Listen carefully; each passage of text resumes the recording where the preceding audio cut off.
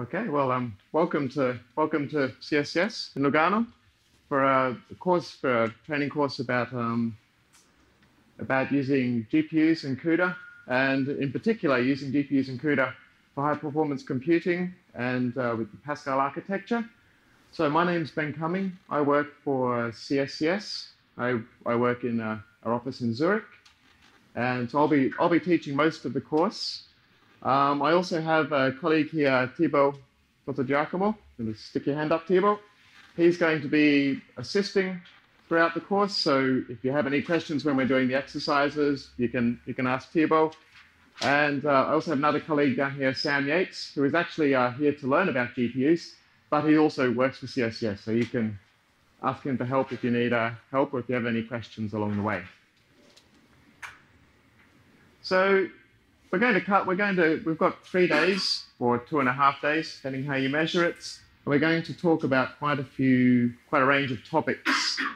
So we're going to learn about the GPU memory model, what memory looks like on the GPU and how to use it.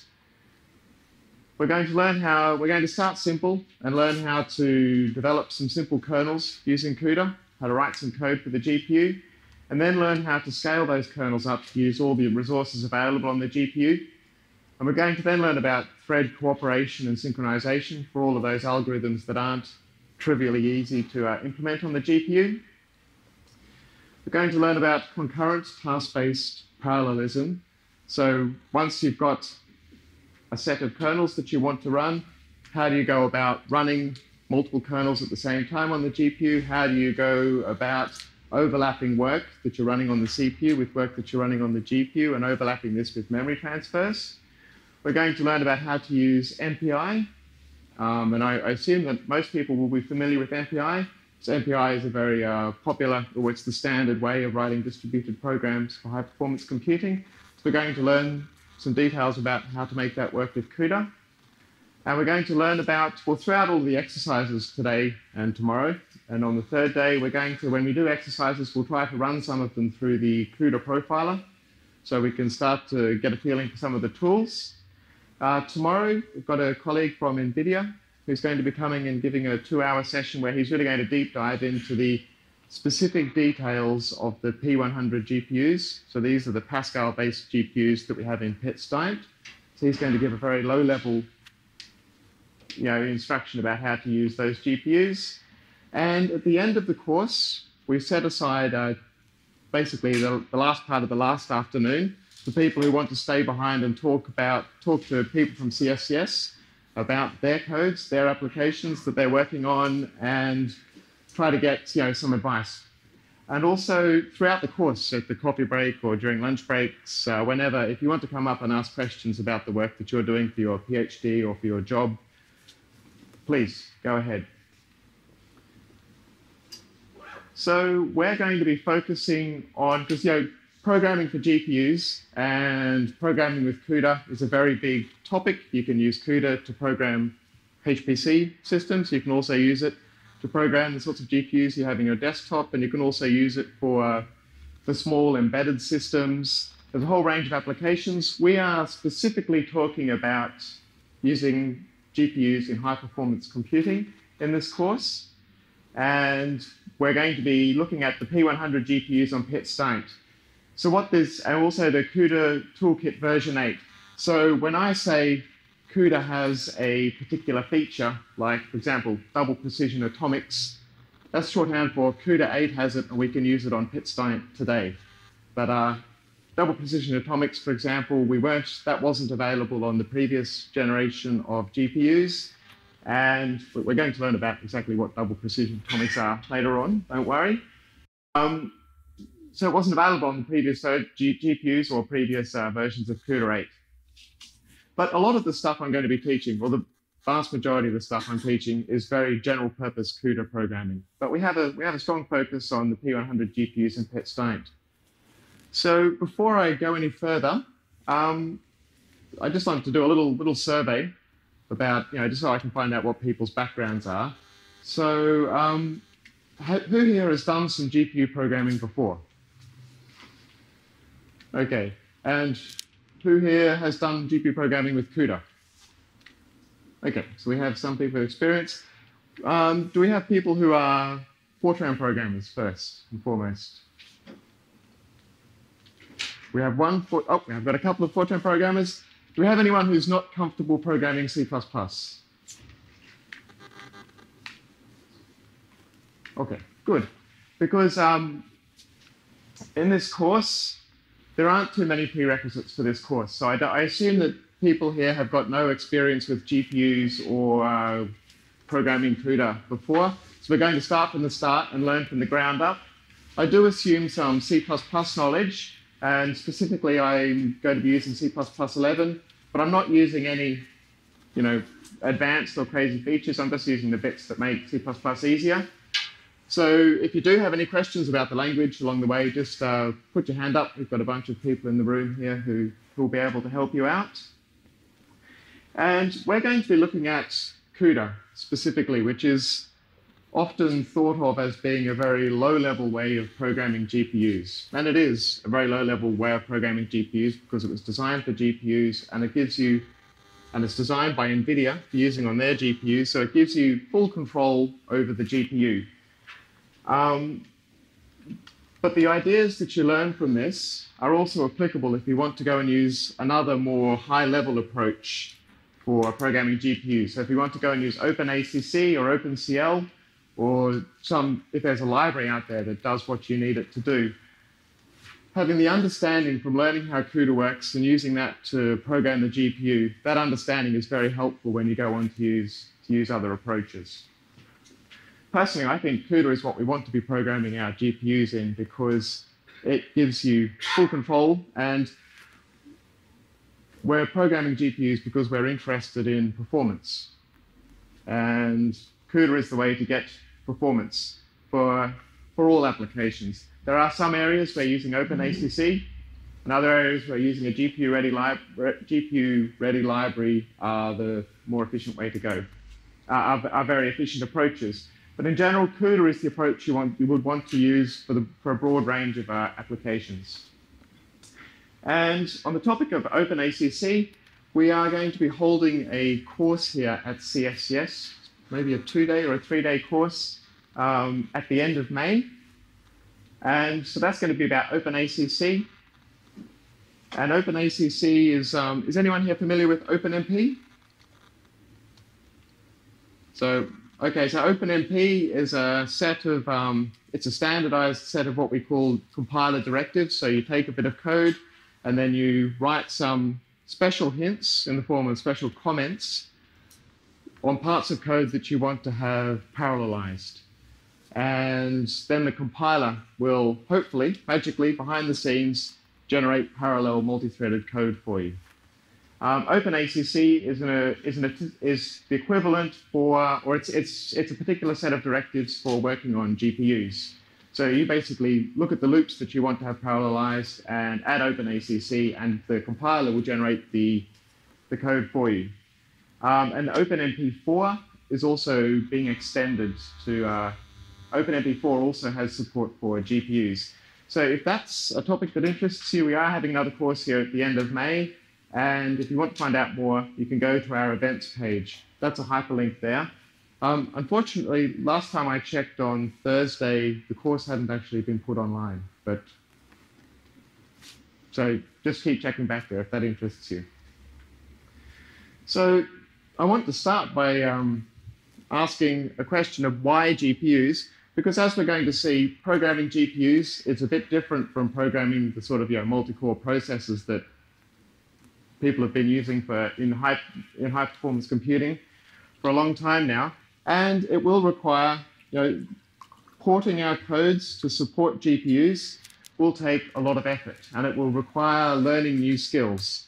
So, and the scientific community is pretty conservative in that they don't want to rewrite their codes every few years. They're only going to do it if there's a really, really strong reason to do it. So the question often comes up, why have we gone and installed a big system full of GPUs? Why should we move everything over to GPUs? And a key point I want to make here is that actually it's not just GPUs. Like when we look at a GPU, we see that it has 3,000 parallel cores in it. They're massively parallel things. But there's a broad trend towards having more parallelism on a node as it is. And GPUs are just part of that trend. So at the moment, multi-core CPUs are getting more and more cores. So on Piz Daint, we have a partition that is just full of, it's a CPU partition, so it doesn't have any GPUs. It has your normal sorts of Intel server processors. And it has 18 core Broadwell CPUs from Intel. The by 2 means that they run 2 threads per core. Last year, I had this was 12 cores when I presented a similar course last year, because we upgraded in the last 12 months the system from 12 to 18. And when I started teaching this course, a year before that, it was 8 core, because we had 8 core Sandy Bridge processors on Piz Daint, which we've just upgraded. So just over the last few years, we've seen this trend in the increasing number of cores.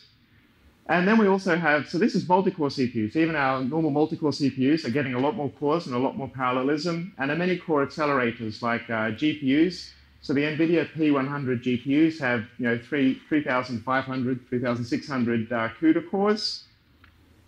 And there's also a processor called the Intel Knights Landing, KNL. Has anybody heard about this? So it's like a scaled-up version of these multi-core CPUs. And these have between 64 to 72 cores with 4 threads on each core. So GPUs are just part of a larger story that we're seeing a lot more parallelism. And just to illustrate that, this is an overview of what a node looks like on Piz Daint. So these are the nodes that we're going to be using throughout this course. So here we see this is the host CPU. So this is the CPU, which is a 12-core. It's a 12-core Haswell Intel CPU.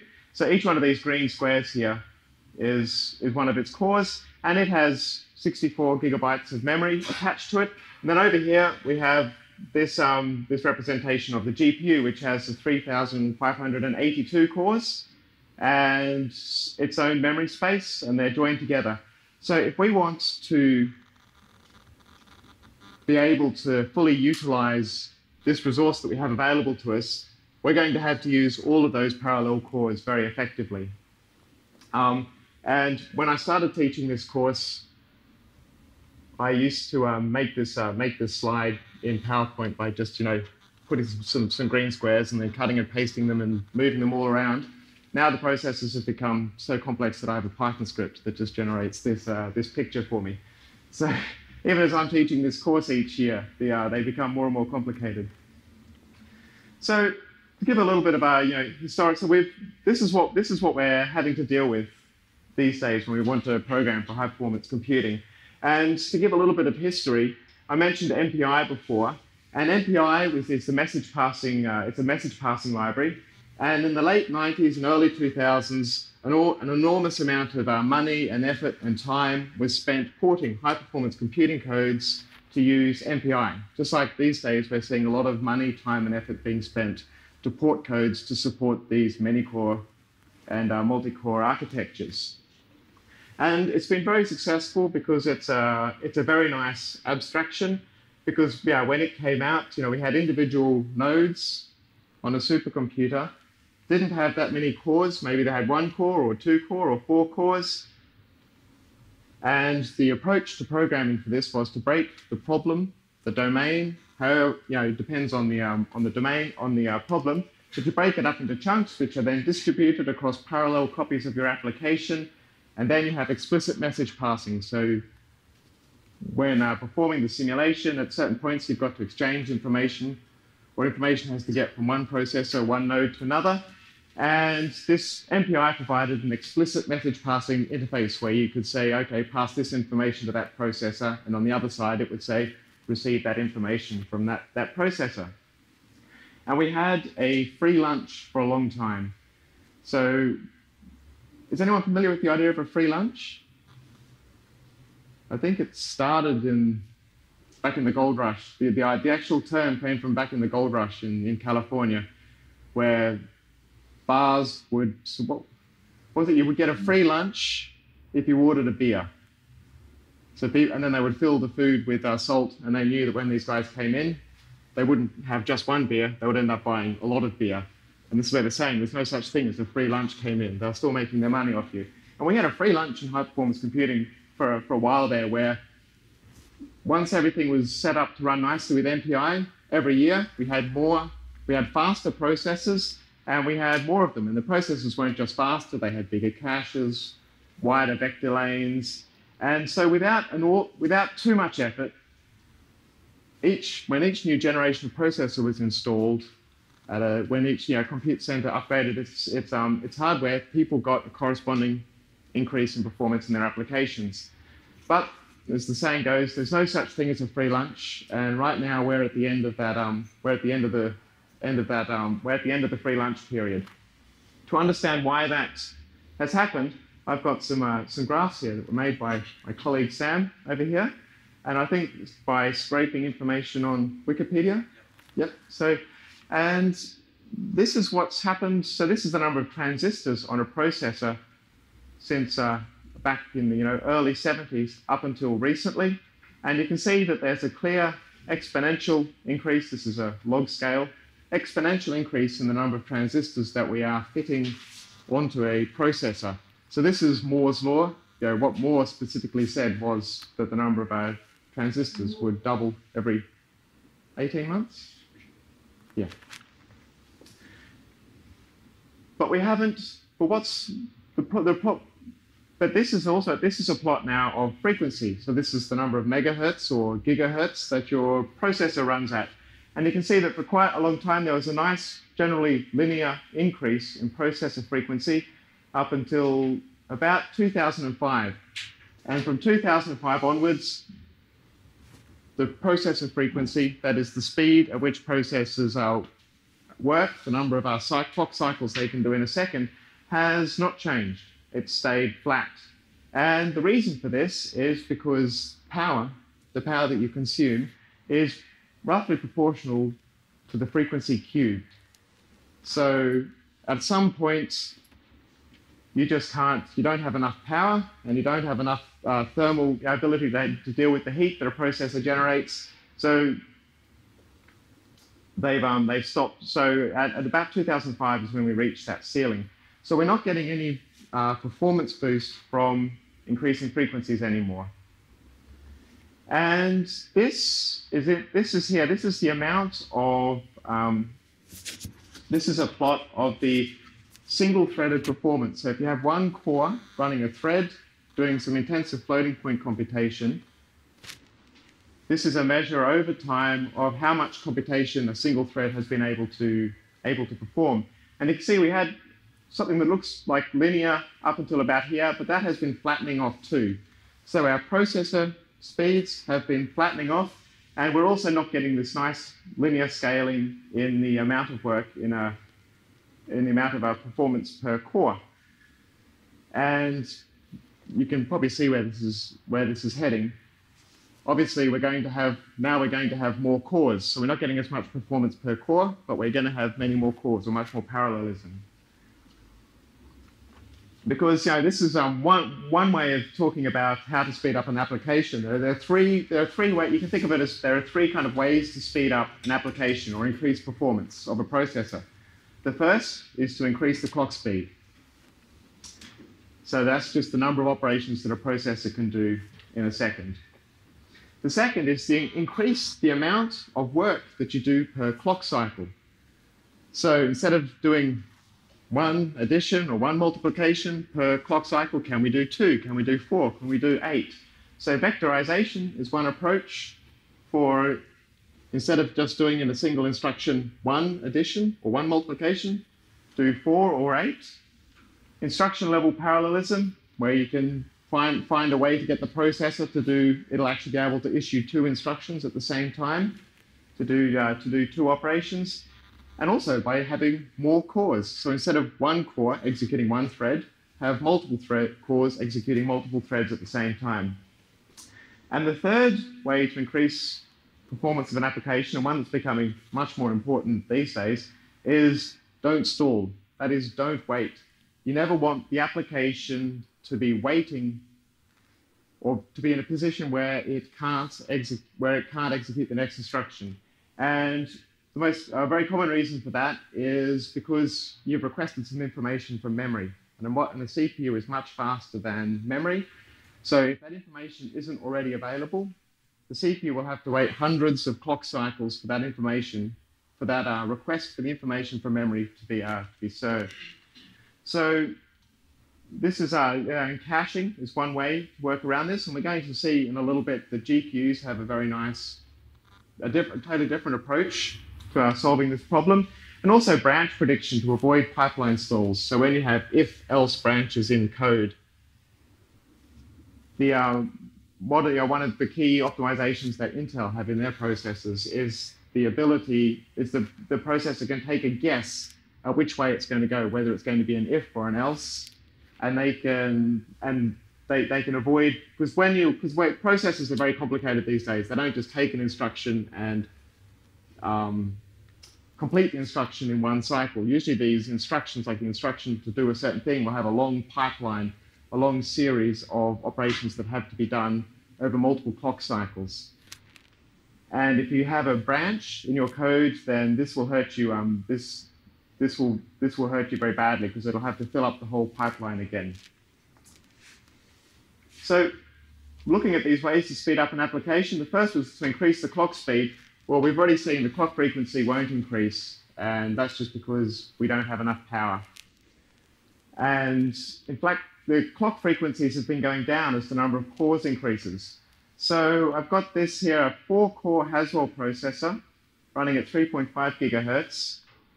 Can do roughly 4 cores times 3.5 billion operations per second. It can do a peak of about 14 billion operations per second. And that has got the same power consumption as a 12-core Haswell processor running at 2.6. Okay, running at 2.6 gigahertz. So this has got 12 cores. It's slower, but it's running at 12 cores, and it gets a lot more performance. But as we saw before, the power consumption of a processor is proportional to the cube of the clock frequency. So this relatively modest decrease in clock speed actually leads to a very big decrease in the amount of power consumed per core. So you can pack many more cores on. And the P100 GPU that we're going to be looking at has got 3,582 CUDA cores running at 1.1 gigahertz. So it's got a lot more parallelism, but each core is running much more slowly. It is running at a much lower speed. And I've got to give a caveat here. The design of a normal sort of core that you have in a multi-core Intel processor is very different from a CUDA core. They're very different things, so it's not exactly fair to do a one-to-one comparison like this. But it's still good it's a useful exercise to say we've got a lot more parallelism in a GPU and it's running at a lower frequency. The second way to speed up the application was to increase the number of operations per clock cycle. That is, to find some form of parallelism. And parallelism is going to increase. So the number of cores in both CPUs and accelerators is going to continue to increase. And the width of vector lanes in CPUs will increase.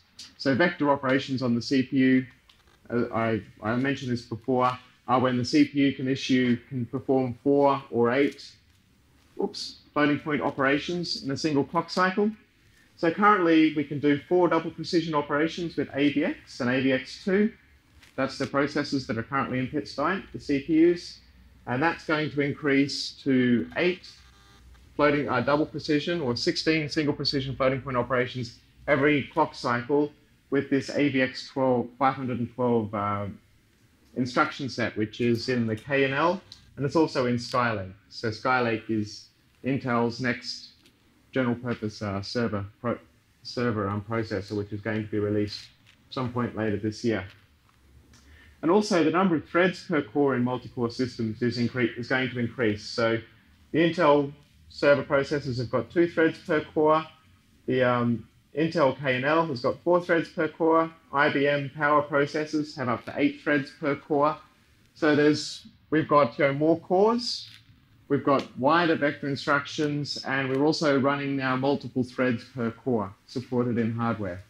So processor speeds are being slowed down, and the amount of parallelism on offer is being increased. And the challenge is that unless you write your code specifically to take advantage of this parallelism, you won't see any performance improvement. In fact, you might see a performance slowdown because the processors are getting slower. So unless you've got to put some extra effort in to get all that parallelism if you want to keep seeing your code get faster year after year. So the third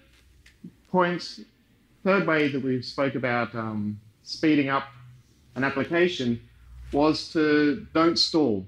You don't want your processor to be waiting for things. And the CPU and the GPU, a typical multi-core CPU and a GPU take quite different approaches to avoiding stalling, and specifically avoiding stalling on memory requests. So this is a rough schematic of what a CPU looks like with multiple arithmetic logic units, and it's optimized for low latency access to cached data sets. So a cache is a very high-speed memory that is actually implemented in transistors on the CPU socket. And a cache is used to store, it's like an intermediate buffer between the processor, the CPU cores, and the main memory, because main memory is very slow. Remember, it takes hundreds of clock cycles. If a processor requests some information from main memory, it takes hundreds of cycles when the processor can't do any work, whilst it waits for that memory to be fetched. So we have typically these CPUs have a large cache where frequently accessed information is stored, where it's much faster to access. And they also have an awful lot of space on the processor die. If you look at a picture of one of these processor dies, and you look at a schematic of what chunks of the processor are devoted to which task, you'll see an awful lot of the space will be devoted to this kind of control logic, the bits of the processor that look for out of order and speculative execution, to try and hide these, to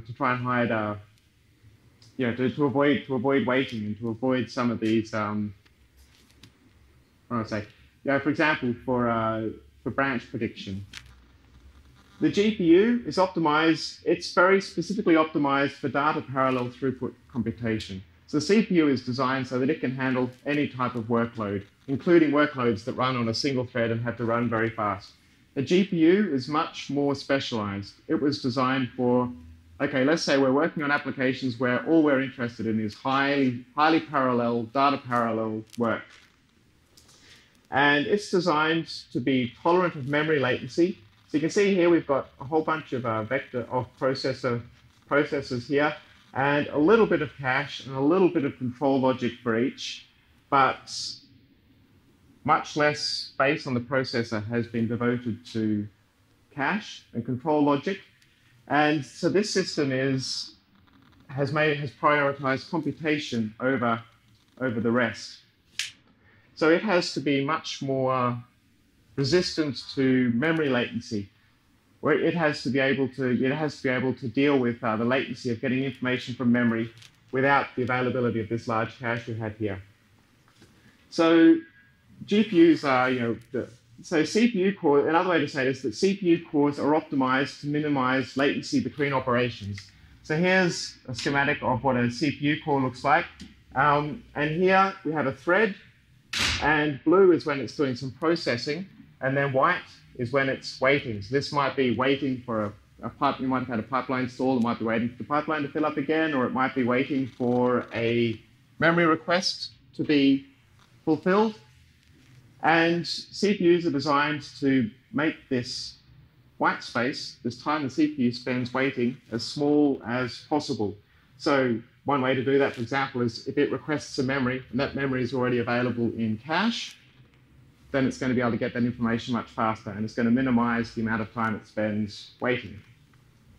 And then on a single CPU core, you can run multiple threads. And when one thread finishes working, another thread is put on. It has to perform a context switch where it basically takes the state of the first thread, thread 1, copies it out and puts the new thread, the second thread on. And there's a small overhead called a context switch involved in each time you want to change from one thread to another.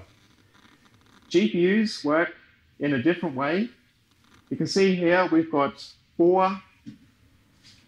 This is on a single CPU core, or a single GPU core. And you can see that we've got 4 workers here, 4 worker threads. And the way the GPU works is it reduces the context, the time it takes to switch from one thread to another thread. It tries to reduce that time to 0, or almost 0 overhead. So a GPU can run an instruction from one task and then quickly switch to the next task, and quickly switch to another task, and switch to another task.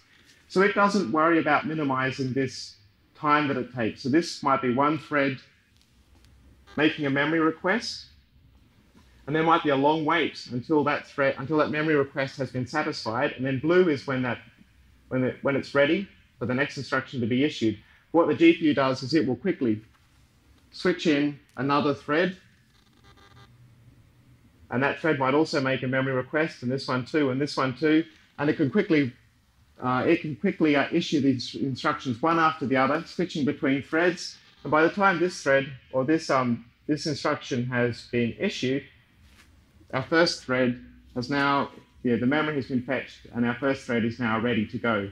And it goes like this. So it runs, instead of just one task or 2 tasks running on a core and being switched between, you can have many tasks running on the same core.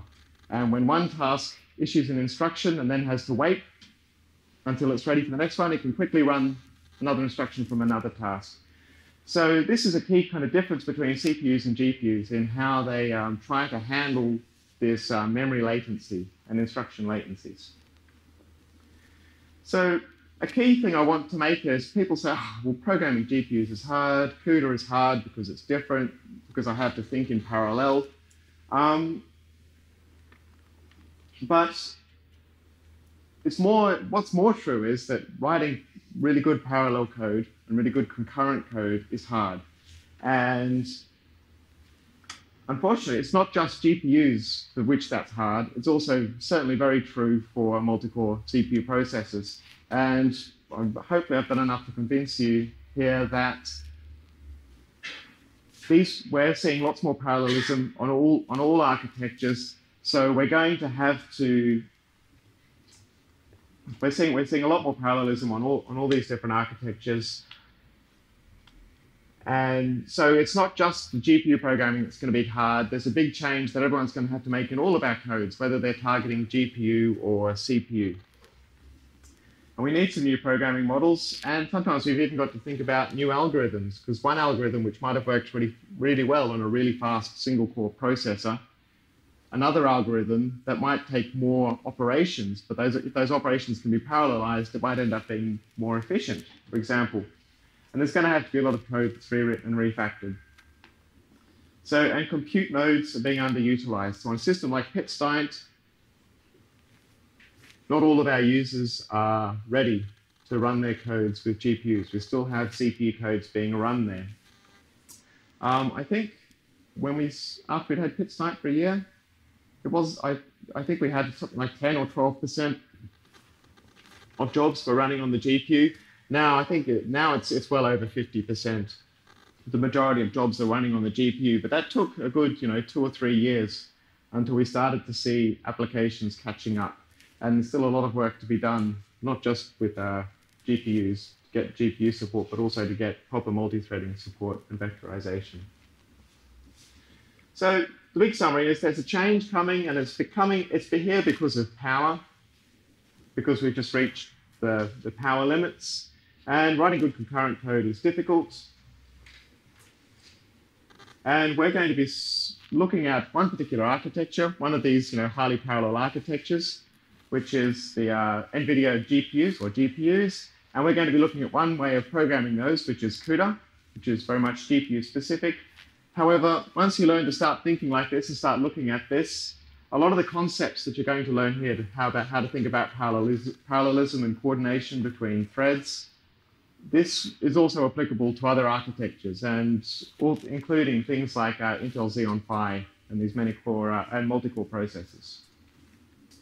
Okay, so that's the finish of those slides.